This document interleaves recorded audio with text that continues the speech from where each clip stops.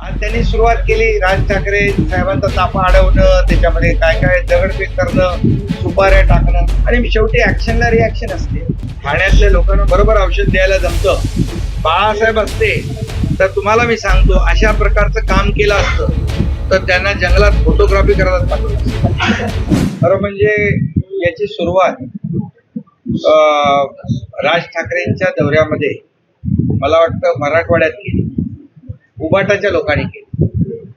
खरं म्हणजे हे आपली संस्कृती नाही, ही आपली परंपरा नाही आहे महाराष्ट्राची.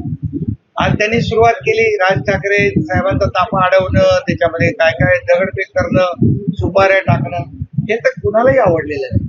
आणि शेवटी ऍक्शनला रिॲक्शन असते. ऍक्शनला रिॲक्शन असते. बघा आजही काहीतरी बोलले, आजही दाढीवरून बोलले. माझ्या दाढीची धास्ती आहे त्यांना. आनंद दिघे साहेबांची दाढीची धास्ती संपूर्ण महाराष्ट्राला त्यांचाच चेला मी आहे. त्यामुळे या दाढीनेच त्यांची गाडी खड्ड्यात घातली ना. त्यांनी मिमिक्री देखील केली तुमची. हा, मिमिक्री. आता त्यांना तेच काम आहे. बाळासाहेब असते तर तुम्हाला मी सांगतो अशा प्रकारचं काम केलं असतं तर त्यांना जंगलात फोटोग्राफी करायला पाठवलं असतं. ठाण्यातील मतदारांना आश्वासन देण्यात त्यांनी असं देखील विचारलं की दिल्लीतलं सरकार हवंय की महाराष्ट्रातून चालवणारं सरकार. अरे बाबा, आता तुम्ही राजकीय खरं बोलायचं नव्हतं मला, पण ठाण्यातल्या लोकांना बरोबर औषध द्यायला जमतं. लोकसभेमध्ये त्यांनी बरोबर जमाल घोटा दिलाय, तो ठाणेकरांनी पाहिलाय. आणि दिल्लीचं काय आम्हाला सांगताय?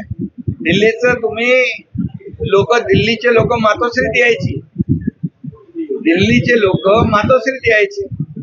पण आता मातोश्री सोडून, मातोश्रीचं पटांगण सोडून दिल्लीत लोटांगण कोण घालताय ते माहित आहे आपल्याला. मला याच्यावर दिल्लीच्या बाबतीमध्ये कोणी दाखले देण्याची गरज नाही. आम्ही जातो खुलेआम, आम्ही जातो या राज्याच्या विकासासाठी आणि आम्ही कुठेही लपून छपून काम करत नाही.